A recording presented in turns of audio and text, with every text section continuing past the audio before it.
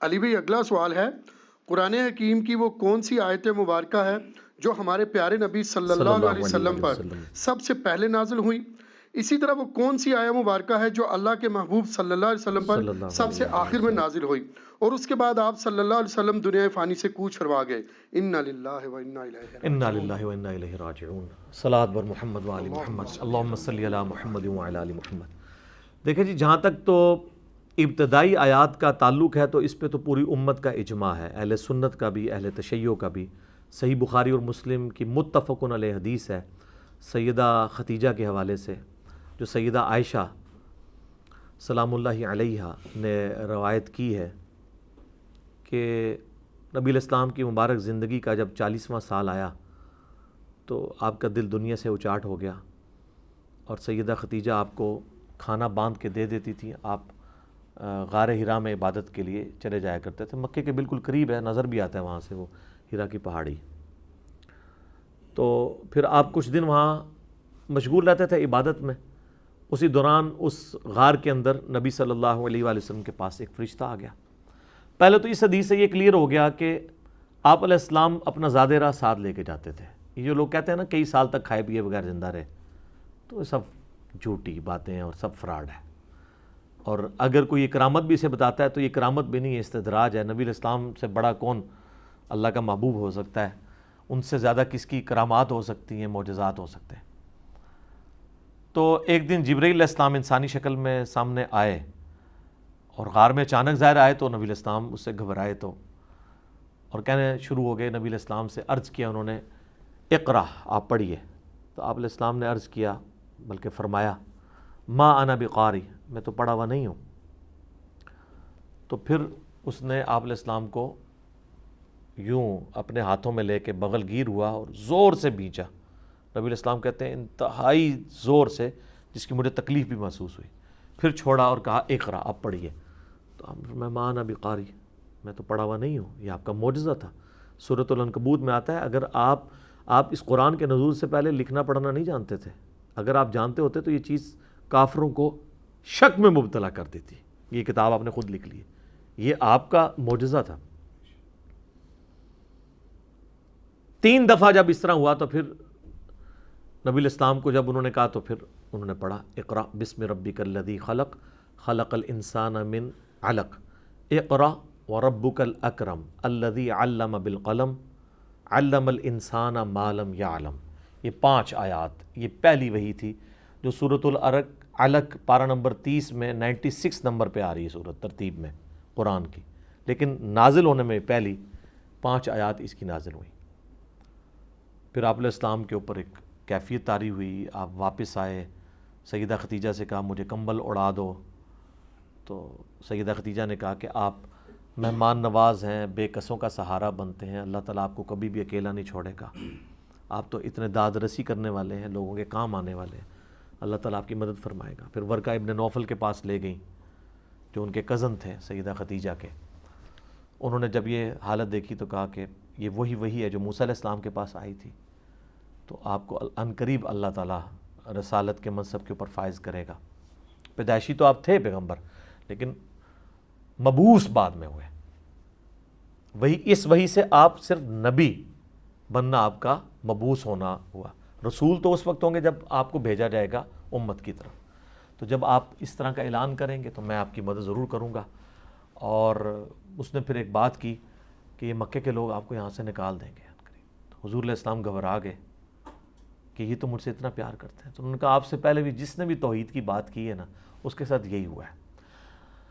آج اگر توحید کی بات کے اوپر ہزاروں کے مجمع اکٹھے ہوتے ہیں اور لوگ آپ کو کہتے ہیں یار اے بندہ صحیح گل کرتا ہے، دیکھو کسی کے خلاف نہیں بول رہا، تو سمجھ لیں یہ وہ توحید نہیں ہے جو پیغمبروں نے بیان کی ہے۔ کڑوی توحید جو ہوگی نا، جو لوگوں کو چبھتی ہوگی، وہ صحیح والی توحید ہوگی۔ کیونکہ آج کوئی کتنا بھی بڑا ہو جائے کسی پیغمبر سے تو بڑا نہیں ہو سکتا۔ تو یہ کیسا ہو گیا کہ اس سے لوگ توحید سن رہے ہیں اور نوح علیہ السلام سے نہیں سن رہے؟ تو اس کا مطلب ہے وہ والی توحید بیان کر رہا ہے جس کی توحید کو بیان کرنے سے دنیا میں کوئی چینج ہی نہیں آ سکتی۔ چاند اللہ نے بنایا، سورج اللہ نے بنایا، ستارے اللہ نے بنائے، تو سارے مانتے ہیں۔ لیکن اسی شخص سے کہیں کہ ساتھ یہ کہہ دو کہ یہ قبر والے سے نہیں مانگنا، یہ کچھ نہیں کسی کو دے سکتا، یہ تو خود محتاج ہے تمہارا، تو دیکھیں اس کو کس طریقے سے اسی ممبر سے کھینچ کے نیچے اتار لیں گے، مرمت کر دیں گے اس کی۔ تو یہ وہ توحید ہوگی جو پیغمبروں والی ہے۔ بہرحال اس سے یہ ثابت ہو گیا بخاری مسلم کی اس حدیث سے کہ پہلی 5 آیات، اہل تشیع بھی یہی مانتے ہیں کہ یہ پہلی 5 آیات ہیں جو ابتدائی ہیں، جو آپ صلی اللہ علیہ وآلہ وسلم پہ نازل ہوئی۔ اس کے بعد پھر فترت کا پیریڈ آ گیا کچھ عرصے کے لیے وحی میں، پھر سورۃ المدثر نازل ہوئی، جس میں آپ کو پھر اعلانیہ حکم ہوا کہ آپ کھڑے ہو جائیں اور اللہ کی تکبیر بلند کریں لوگوں کے سامنے، وہ بھی بخاری میں حدیث آتی ہے۔ ابتدائی آیات پہ تو سارے متفق ہیں، مسئلہ ہے آخری آیات، اور یہ بڑا انٹرسٹنگ کوسچن ہے۔ یہ مجھے ای میل میں بھی لوگوں نے بھیجا تھا، آپ لوگوں نے جو سوال کمپائل کر کے دیے اس میں بھی آیا کہ آخری آیات کون سی ہیں اور آخری صورت کون سی ہے۔ بخاری اور مسلم دونوں میں ایک حدیث ہے متفقن علیہ ہے دونوں کے اندر۔ سیدنا برا بن عازب کہتے ہیں رضی اللہ تعالیٰ عنہ کہ نبی علیہ السلام پہ جو آخری آیت نازل ہوئی ہے نا، وہ آیت ہے کلالہ کی وراثت سے متعلق، جو سورہ نساء کی آخری آیت ہے، کہ اس کی وراثت کیسے تقسیم ہوگی، یعنی جس کے نہ ماں باپ ہوں، نہ بیوی بچے ہوں، نہ اولاد والا معاملہ نہیں، کلالہ، وہ آخری آیت ہے سورہ نساء کی، یہ آخری آیت ہے جو نازل ہوئی۔ اور اسی حدیث میں برا بن عازب کے الفاظ ہیں کہ آخری سورت جو نازل ہوئی وہ سورہ التوبہ ہے نبی علیہ السلام کے اوپر۔ یہ ایک صحابی کا موقف ہے۔ اب ظاہر ہے کہ یہاں پہ مرفوع حدیث ہمارے پاس کوئی نہیں ہے۔ دوسری طرف آ جائیں تو صحیح بخاری میں موجود ہے کہ حضرت عبداللہ ابن عباس کہتے ہیں کہ جو آخری آیت نبی علیہ السلام پہ نازل ہوئی نا، وہ ہے آیت ربا، جس میں سود کی حرمت کا بیان آیا۔ وہ اکٹھی چند آیات ہیں، سورۃ البقرہ کی آیت نمبر 281 کے اوپر اس کی کنکلوژن ہوئی ہے، اور امام بخاری نے صحیح بخاری میں ایک چیپٹر کی ہیڈنگ میں بھی ابن عباس کا یہ قول لیا ہے، اور پوری سند کے ساتھ بھی لیا ہے۔ لیکن چیپٹر کی ہیڈنگ میں لے کے نا امام بخاری نے یہ اشارہ دے دیا کہ امام بخاری کا بھی یہی موقف ہے کہ قرآن کی جو آخری آیت ہے نا وہ یہ والی ہے۔ اچھا، شیعہ کے اندر بھی اسی آیت کے بارے میں ملتا ہے کہ یہ قرآن کی آخری آیت ہے، اکثر کا موقف یہی ہے۔ اور اسلام کی جو پہلی تفسیر ہے تفسیر تبری، اس میں بھی یہی ملتا ہے کہ قرآن کی آخری آیت جو نازل ہوئی ہے نا، وہ یہ آیت ربا، سود کی حرمت والی، اور یہ جو کٹھی آیات ہیں اس میں جو 281 نمبر آیت ہے، یہ آخری آیت ہے جو نازل ہوئی نبی صلی اللہ علیہ وآلہ وسلم پر۔ اعوذ باللہ من الشیطان الرجیم، بسم اللہ الرحمن الرحیم۔ یہ سود کی حرمت والا معاملہ شروع ہوا ہے نا آیت نمبر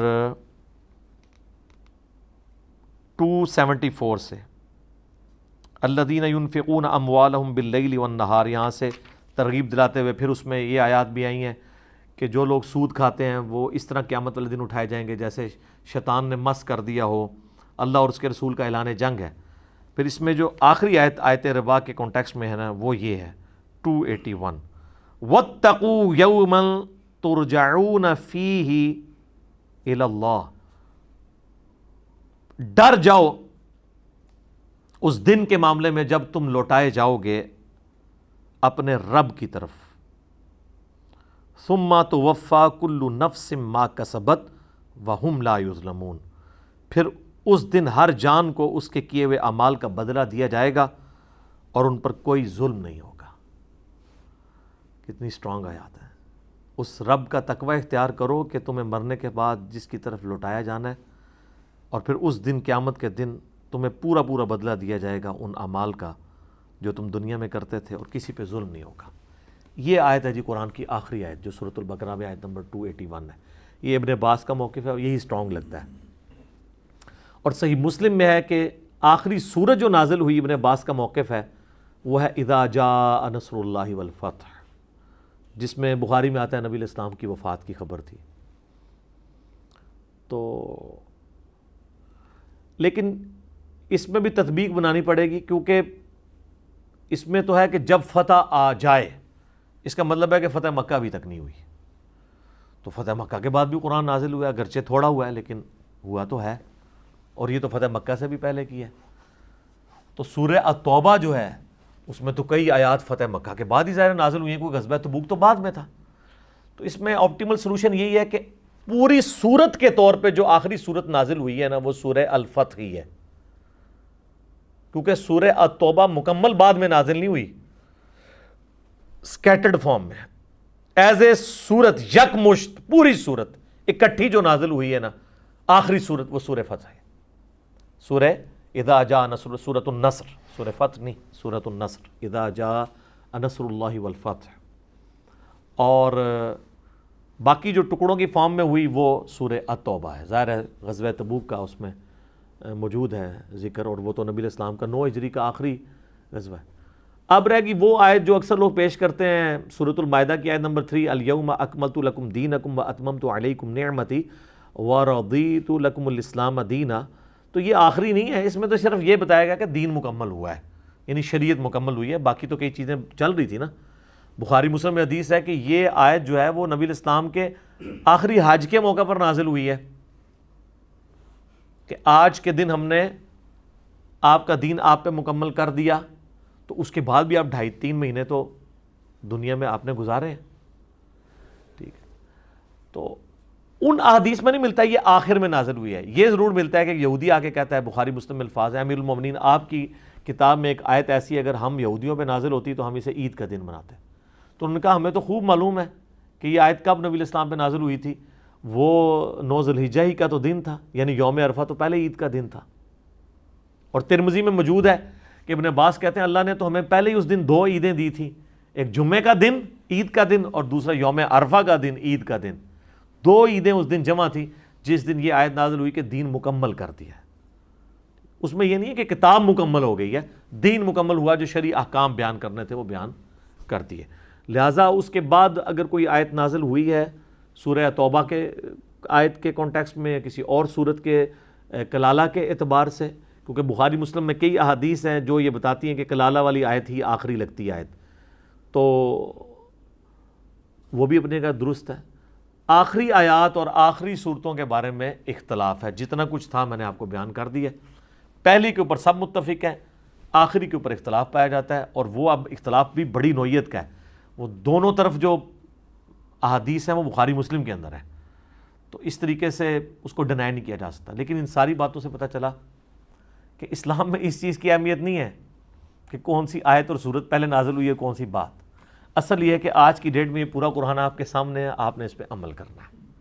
ہاں سر جی، صحیح مسلم میں حدیث ہے، ام ایمن، آپ کو پتہ ہے نا نبی علیہ السلام سینئر خاتون تھی، نبی علیہ السلام ان کے پاس جایا کرتے تھے۔ مسلم شریف کی حدیث ہے جب نبی علیہ السلام کی وفات ہو گئی تو سیدنا ابوبکر عمر نے ایک دن پلان کیا کہ نبی علیہ السلام اس بوڑھی اماں کے پاس جایا کرتے تھے، ہم بھی جاتے ہیں، سنت پہ عمل ہو جائے گا۔ تو یہ حضرت ابوبکر صدیق خلیفہ بن چکے ہیں، حضرت عمر کو سال لے کے ان کے گھر گئے، آگے گئے تو سیدہ ام ایمن جو ہیں وہ رو رہی تھی نبی علیہ السلام کے غم میں کہ آپ دنیا سے چلے گئے۔ تو سیدنا ابوبکر نے کہا کہ اماں یہ رونے کی کیا بات ہے، اللہ کے نبی کو تو اللہ نے اعلیٰ درجے کی جنت عطا کر دیا، تو آپ تو بہتر مقام میں چلے گئے، تو نبی علیہ السلام کو اللہ نے بہتر مقام دے دیا، تو اس میں اب ہمیں رونے کی ضرورت ہے۔ تو انہوں نے کہا کہ میں روتی اس بات پہ ہوں کہ وحی کا سلسلہ منقطع ہو گیا، اب قیامت تک اللہ تعالیٰ اپنے بندوں کے ساتھ کلام نہیں کرے گا۔ سر یہ بہت بڑا لاس ہوا ہے۔ دیکھیں اب جو کچھ کرنا ہے امت نے اپنے اجتہاد کے ساتھ کرنا ہے، وہ صحیح بھی ہو سکتا ہے، غلط بھی ہو سکتا ہے۔ ہاں کوئی بالکل بہت بڑے لیول کا اجماعی چیز ہو، وہ تو جماعت پہ اللہ کا ہاتھ ہے، وہ تو سورہ النساء کی آیت نمبر 115 کے تحت اجماع امت حجت ہے۔ المستدرک للحاکم میں حدیث ہے 399 نمبر کہ میری امت کبھی گمراہی پر جمع نہیں ہوگی۔ لیکن وہ تو ہے نا جب پوری امت اکٹھی ہوئی ہو، تو آپ کو نظر آ رہا ہے کہ امت کن باتوں کے اوپر اکٹھی ہے؟ دیکھ لیں کئی چیزوں میں اختلاف ہے۔ تو وہی کا جو سلسلہ منقطع ہونے والی بات ہے، اس کی وجہ سے ظاہر ہے امت میں پھر 2 رائے ہیں۔ آپ امیجن کر سکتے ہیں کہ اللہ کے نبی دنیا میں موجود ہوتے تو جنگ جمل، صفین اور نہروان ہوتی؟ رائے تو ایک ہوتی نا۔ چلیں آج ہم یہ ڈیسائیڈ کر لیتے ہیں کہ جی مولا علی حق پہ تھے، لیکن یہ جب معاملات گزر رہے تھے اس وقت تو کتنے لوگوں کی چیزیں سٹیک پہ لگی ہوئی تھی، لوگوں کو دونوں طرف بڑی پرسنالٹیز نظر آتی تھی، جن تک حدیثیں پہنچ گئیں وہ تو پیچھے ہٹ گئے، لیکن باقی لوگوں کے لیے تو ایک پرابلم تو تھی۔ آج کی ڈیٹ میں پھر بھی آسان ہے ڈیسائیڈ کرنا، اس زمانے میں تو نہیں تھا۔ کسی نے حدیث حوب سنی تھی، کسی نے نہیں سنی، کسی نے عمار بن یاسر کے قتل والی حدیث سنی تھی، کسی نے نہیں سنی ہوئی تھی۔ تو ایک معاملات تو تھے، پھر ہزاروں مسلمان شہید ہوئے ہیں ان جنگوں کے اندر۔ تو یہ نبی علیہ السلام کا دنیا سے جانا، اللہ اور مخلوق کا جو ایک تعلق، ایک جو رشتہ تھا نا، اس اعتبار سے تو اب اس اعتبار سے ٹوٹ گیا۔ ویسے تو قائم ہے قیامت تک، نبی علیہ السلام نے کہا نا یہ رسی ہے جو زمین و آسمان کے درمیان تنی ہوئی ہے، حبل اللہ۔ صحیح مسلم کی حدیث میں غدیر خم پہ قرآن اور اہل بیت، وہاں پہ کہا یہ اللہ کی رسی ہے، تو اسے پکڑے گا ہدایت پہ۔ رسی کیوں ہے؟ اللہ اور بندے کے درمیان یہ واسطہ ہے، وَاعْتَصِمُوا بِحَبْلِ اللَّهِ جَمِيعًا وَلَا تَفَرَّقُوا۔ لیکن اس رسی کے اندر بھی آپ دیکھ لیں، ایاک نعبد و ایاک نستعین پڑھ کے وہ بابوں کو پکار رہے ہیں، اور ان کی بات ماری ہے وستعینوا بالصبر والصلاۃ سے غیر اللہ کی مدد ثابت کر رہے ہیں۔ جب ہم پوچھتے ہیں کہ اس سے مدد، پھر اس کا مطلب تو بنا یا المدد یا نماز، المدد یا صبر، کہتے ہیں نہیں، اس کا مطلب یہ ہے کہ آپ نماز اور صبر کرو گے نا تو اللہ تعالیٰ آپ کی مدد کرے گا، تو پھر اللہ کی مدد آئی ہے، تو اس سے غیر اللہ کی مدد کہاں سے ثابت ہوئی؟ ساتھ ہی لکھا ہے ان اللہ مع الصابرین، اگلی آیت میں نہیں اسی آیت میں ہے ان اللہ مع الصابرین۔ تو امبیگوس تو معاملات کو انہوں نے کر دیا ہے، وسیلے کے نام پہ استانت چڑھا دی امت کے ہاتھ میں، پکارو۔ قرآن تو موجود ہے، تو قرآن ایز اے ٹیکسٹ نہیں بدلا، قرآن کی تفسیر کو انہوں نے بدل دیا۔ تو پیغمبر دنیا میں جب موجود ہوتے ہیں، پھر کم از کم جو لوگ ماننے والے ہیں ان تک تو بات پہنچتی ہے نا۔ نہیں ماننے والے تو اس زمانے میں بھی نہیں مانیں گے، سر یہ ذہن میں رکھیے گا۔ ہاں، یہ آج نہ ماننے والے انہی کی اولاد ہیں۔ یہ کہنے کو آسان ہے کہ تیرے ہوتے جنم لیا ہوتا تو ہو سکتا ہے ابو جہل ہی ہوندا، عتبہ اور شیبہ ہی ہوندا، ضروری نہیں سی ابو بکر عمر عثمان و علی ہوندا رضی اللہ عنہم اجمعین وعلیہم السلام اجمعین۔ ٹھیک ہوگا جی؟ جزاک اللہ۔